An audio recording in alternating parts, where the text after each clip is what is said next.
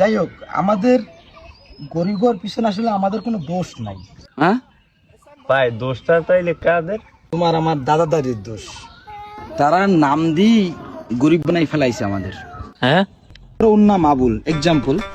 তো আবুল নাম শুনলেই মনে হয় টাইজের মিস্ত্রি, তো রঙের মিস্ত্রি, বড়লোক হবে কিভাবে? এই যে নাম মার্ক জুকারবার্গ, শুনলেই মনে হয় যেন কি যেন, মানে সে কি যেন করে ফেলছে, কত বড় লোক মানুষ যেন।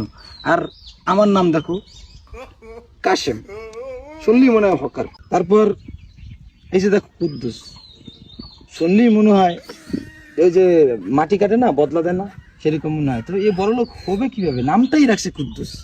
তারপর দেখো ইন্ডিয়া, আমাদের পাশের দেশের নাম মুকেশ আম্বানি, শুনলেই অনেক বড় নাম, মানে নামটা কত বড় নাম, মুকেশ আম্বানি, সেই জন্য কত বড় কি না কি করে ফেলছে। এই যে যেমন লাল মিয়া, বুঝতে পারছি, আর বলা লাগবে না আমার নামে কিছু।